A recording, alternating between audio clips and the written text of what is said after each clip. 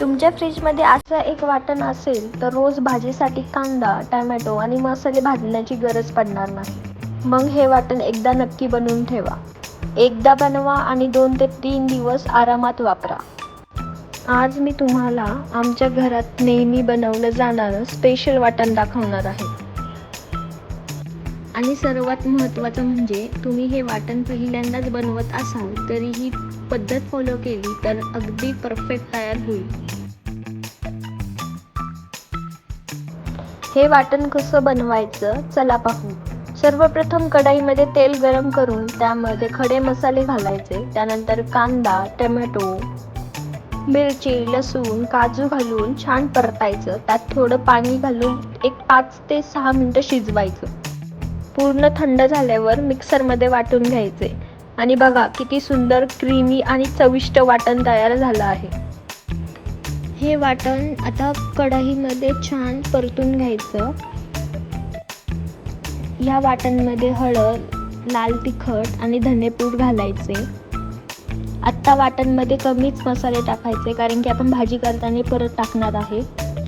आता हे छान मोल्डमध्ये ठेवून छान सेट होऊन द्यायचं। 3-4 तासात हे सेट होऊन जातं। आता हे वाटण सेट झाले, फ्रीजमध्ये काढून एका बाउलमध्ये टाकायचं। तुम्हाला हवी तेवढी क्वांटिटी घ्यायची, त्याच्यात गरम पाणी ओतायचं। जर तुमच्याकडे ओव्हन असेल तर ते पटकन मेल्ट होतं। चला आता तुम्हाला दाखवते हे वाटण यूज कसं करायचं। ह्यासाठी मी छोले उकडून घेतलेत। कढईमध्ये हाफ तेल आणि हाफ बटर घेतलंय। बटर छान मेल्ट झाले की त्याच्यात जिरं, लाल तिखट आणि हळद टाकली आणि आपण जे वाटण तयार केलं ते आता ह्याच्यात टाकायचं। मी जोपर्यंत वाटण हे परतते तोपर्यंत प्लीज सबस्क्राईब माय चॅनल। आता ह्याच्यात मी घरचा मसाला ॲड केलाय।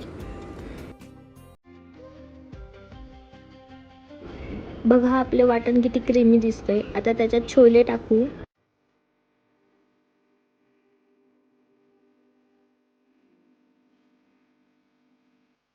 आता हे छान परतल्यानंतर त्याच्यात पाणी ॲड करू।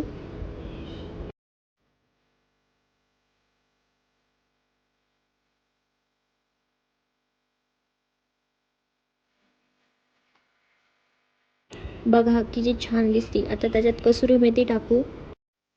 बघा आता तयार आहे आपली चविष्ट आणि खमंग अशी भाजी।